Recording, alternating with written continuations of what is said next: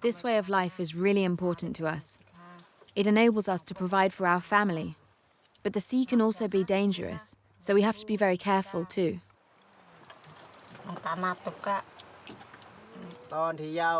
Remember, in 2004, the tsunami killed thousands of people. Fortunately, we Mokens were able to survive because we knew that the tsunami was coming. There's an old legend that our ancestors tell. It says that when the sea recedes for no reason, it's because the spirit of Laboon, the huge wave, is unhappy, and it decides to come and purify the earth. Where were you and your family when it happened? I was in the village, but I was on my way to the beach to get in my boat and set out to sea.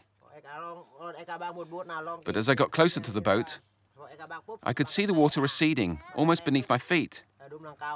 I looked around, and I saw Maniel running in the opposite direction with the other women towards the high ground. When the rest of us men saw the sea receding, we decided to turn around too and join the women. We waited up in the mountains until the wave had passed. When we came back down to the village, the houses had all gone, but at least we were all safe and sound. That's because our ancestors had given us good warning.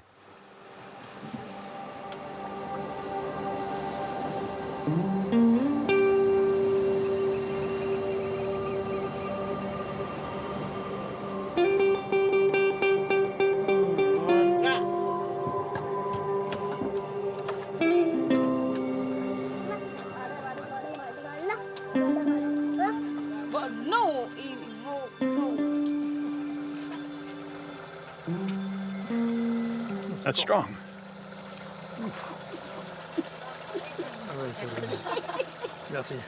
Thanks. That's really strong. For Mokens, it's not good unless it's spicy. When you eat something spicy, it warms up everything inside you. It wakes you up. Well, that's what I call warming up. Whew.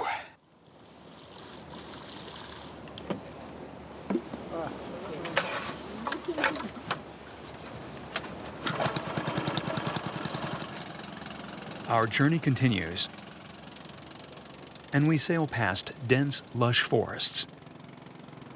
On the boat, daily life is full of its little rituals.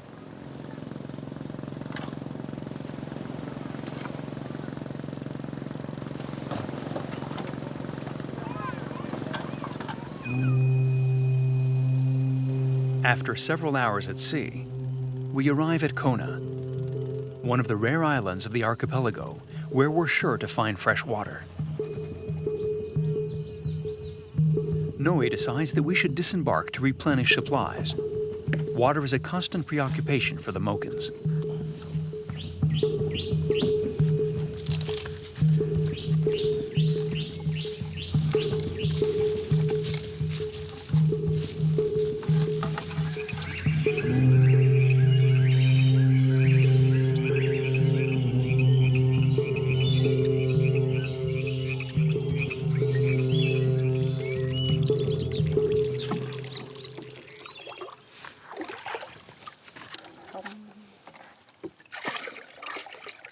How did you know that there would be water here?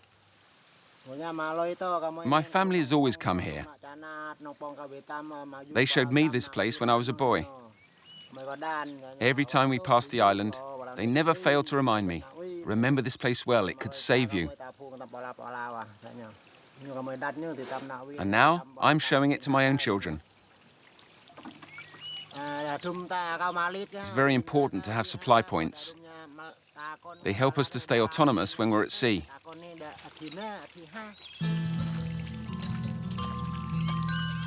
Before we go back to the boat, Noe takes me around the interior of the island.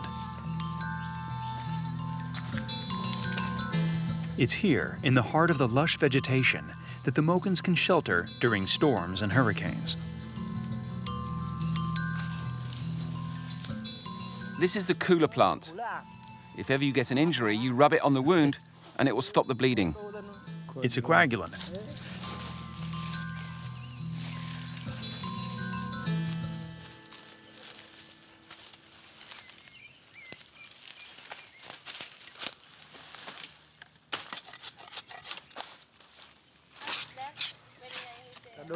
This is a heart of palm. It's tasty and very nourishing. That's great. You like it? It's lovely. It's really good mixed into soup. We'll take some back to the kabang for the others. How come you know as much about the forest as the sea? Whether it's the sea or the forest, it's still nature which is feeding you. You must get to know them both if you want to survive. When bad weather forces you off the sea, you have to know where to find food and where to find materials to repair the boat. I observed others and I learned which plant could feed you or heal you.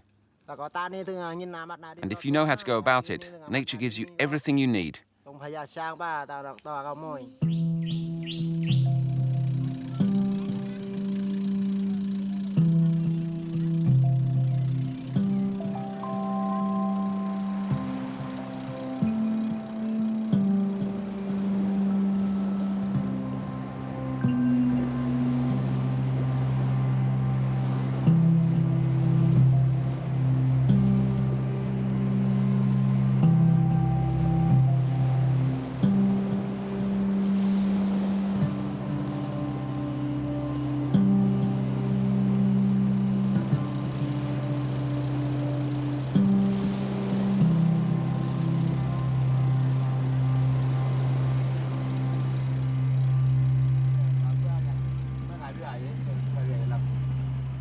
Steer towards that rock.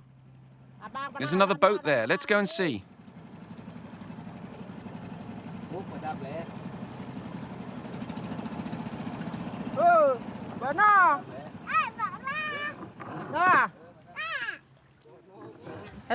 Where are you from? From a small village on the coast. What are you doing here? We're fishing, trying to catch shellfish. Meeting other people is rare and unexpected. It's a moment for exchanging news and breaking the monotony of solitude that can exist on the boat. This is Marc. He's our guest and is staying with us on the kabang.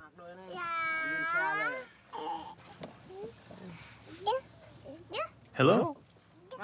Mokens don't say hello. It's not that we're impolite, it's just the way we are. There's no need to say anything. Today you're here with us on the boat, and that's all. So how do you like life on the kabang? It's full of surprises. It really feels like there's a house on the boat. And that's what I find very original. And also, I like the fact that everything is made of natural materials. Bamboo, wood, wickerwork. That's really nice. I haven't seen a kabang for ages. It looks in good shape. Is it yours? Yes, it's mine. I try to take good care of it because we sail in it all the time and we need it to survive. How are things in your village? How many of you live there? There are about 30 or so families, but there's no work. We do what we can. We get by. All we're able to find is seashells and sea cucumbers. But that's not enough, especially when you have a family to feed. You see, Marc, if you don't move around from place to place, food is difficult to come by.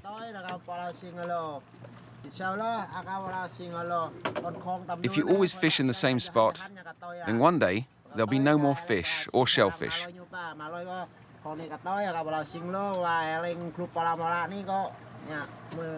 That's why we keep moving around all the time, so that when we come back to a place, there'll be food there again.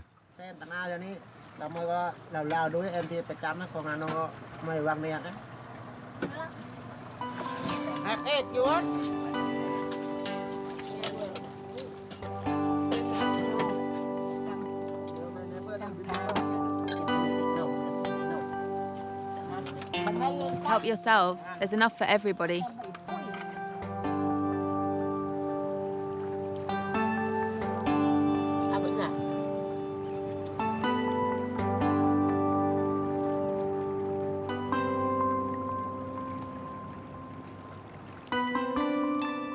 Drink. And eat? Eat? Búa, ní búa. Boire. Boire. Nhầm. Mosi. Manger. Búa. Boire. Drink. The R is difficult to pronounce. That behind you is the sun. Le soleil. Soli.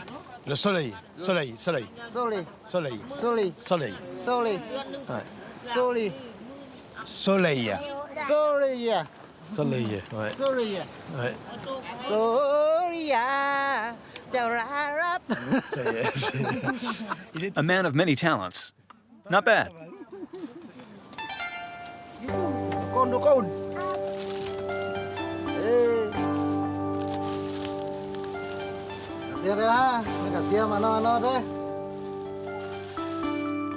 These are for you, Mark. Ôi là. Are they chilies? Tonight you're going to have a spicy meal, just how you like it. Oh, yes. Thank you very much. Vào đây. Sao mà vào đây?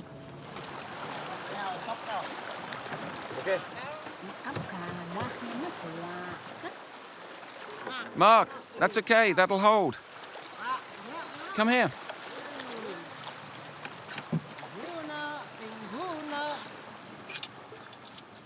After spending several days with Noi and his family, I have a better understanding of their need to move around.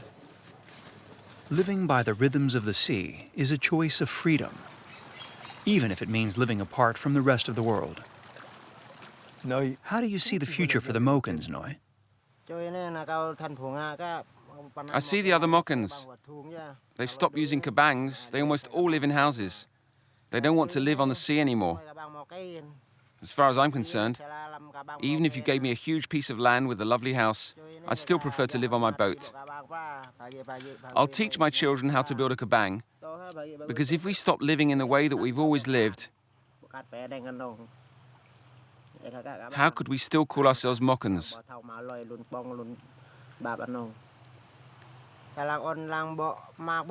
I was born on a kabang, and I hope to end my days on a kabang, just as my Moken ancestors have always done before me.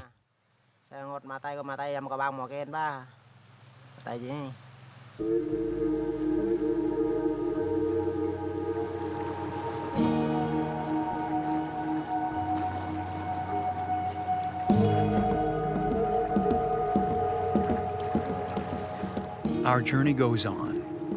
I don't know where we're going, nor when we'll arrive. The sea's rhythms are ingrained on this family's way of life, and I was fortunate to share their taste for freedom and their powerful desire to be guided by the wind and the stars.